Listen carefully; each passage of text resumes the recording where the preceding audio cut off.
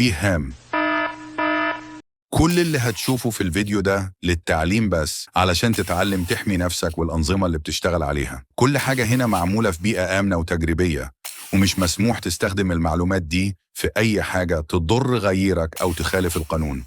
ميتاسبلويت فريمورك دي أقوى وأشهر أداة بنستخدمها في الاختراق. بنستخدمها في اكتشاف الثغرات وتنفيذ الاختراق، أو ممكن أختبر بيها الاختراق.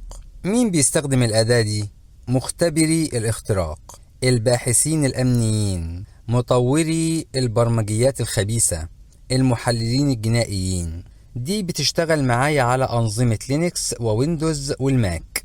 دي تم تطويرها من خلال لغة البيرل، وتم إعادة كتابتها باستخدام الروبي. طيب عشان أشغلها بكتب MSF console، ودول ال7 مديول اللي بتعملهم الأداة دي. أول حاجة الأوكسيلري، ودي بنستخدمها قبل الاختراق عشان نفحص بيها البورتات ونحدد البورتات المصابة ثغرة يعني فيلن، وليكن مثلا بورت 445 اللي هو بورت SMB. ده في ثغرة شهيرة اسمها MS17-010. يبقى أنا بستخدم الأوكسيلري الأول عشان أفحص البورتات وأعرف إن كانت مصابة بثغرة ولا لأ، يعني فيها ثغرة ولا ما فيهاش. فأنا كشفت على 445 لقيت فيه ثغرة. تاني حاجة بستخدم الإكسبلويت، وده اللي بستغل فيه الثغرة وبحصل على الدخول. يبقى أنا من خلال الإكسبلويت استغلت الثغرة دي وحصلت على الدخول، يعني دخلت على الهدف أو يعني اخترقت الهدف. طب بعد ما اخترقته هعمل ايه؟ بنفذ اوامر معينة بعد الدخول، ودي بنسميها البيلود.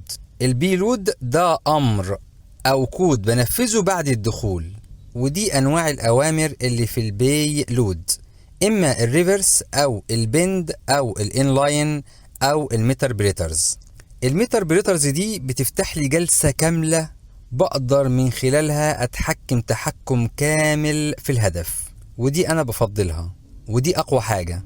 الريفرس إن الهدف هو اللي بيتصل بيا وأنا بفتح ليسنر من على جهازي، يعني بفتح ليسنر من على جهازي وبستنى الهدف لغاية ما يتصل بيا. البند إن أنا اللي بتصل بالهدف. الانلاين ده كود بيتم تحميله عند الهدف، وده بيفتح لي جلسة ميتربريتر. يعني ممكن من خلال الجلسة الكاملة دي أعمل إيه؟ ممكن أصور الشاشة عند الهدف، ممكن أشغل له الكاميرا، ممكن أشغل المايك، ممكن أفتح CMD، ممكن أبعت له ملفات، ممكن أخد منه ملفات، ممكن أتصفح الجهاز عنده، ممكن أدلت ملفات من عنده. وبعدين البوست دي سكريبتات بنفذها بعد فتح الجلسة. يعني أنا فتحت جلسة ميتربريتر خلاص وبنفذ مجموعة السكريبتات دي. يعني أنا بعد ما فتحت الميتربريتر وفتحت جلسة بيني ما بينه واستغليت الجلسة دي إن أنا صورت الشاشة عنده، فتحت المايك بتاعه، فتحت الكاميرا، بعت له ملفات وأخدت منه ملفات وحذفت من عنده ملفات. بعد كده ببدأ البوست دي بعمل تصعيد للصلاحيات بتاعتي، بعلي صلاحياتي، بثبت نفسي على النظام. ده بنسميه البرسيستنس. يعني بثبت نفسي على النظام، يعني بعمل لنفسي حساب باك دور، بقدر من خلال الحساب ده ادخل على الجهاز حتى بعد ما يعمل ريستارت. يعني بعد كده هدخل بسهولة جدا، مش هحتاج ان انا اعمل كل الاوامر اللي عملتها المرة دي واستغلال الثغرة والكلام ده كله.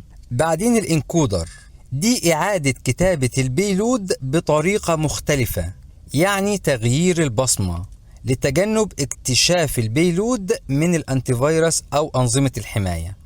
يعني بيشفر الكود بتاع البيلود عشان خاطر يعدي من الانتي فيروس او انظمة الحماية عند الهدف. ده كود البيلود، واللي بالاحمر ده الانكودر التشفير.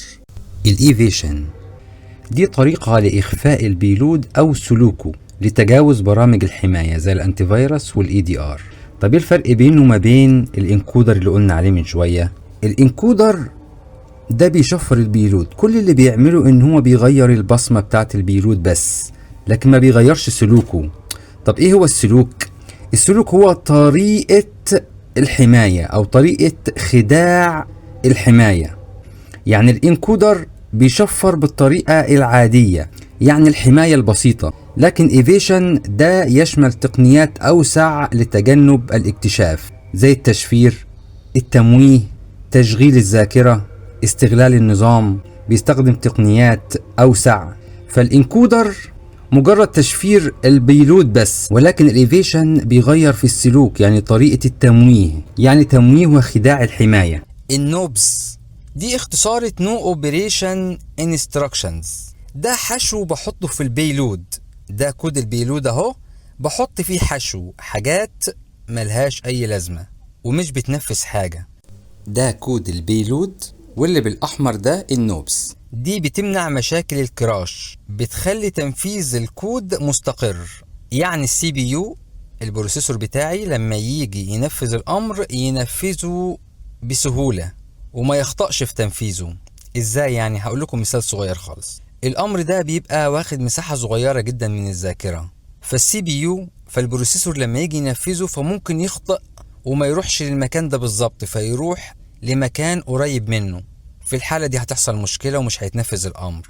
عشان كده بنحط الحشو ده عشان خاطر مكان تخزين البيلود يبقى كبير، فالبروسيسور لو راح لمكان قريب من مكان الامر فبرضه هينفذ الامر، لان النوبز دي هتبعته للامر عشان ينفذه. زي القمع كده، القمع بنحطه في الفتحة الصغيرة، لان الفتحة الصغيرة وارد جدا ان انا اخطأ ومعرفش ان انا احط فيها المية.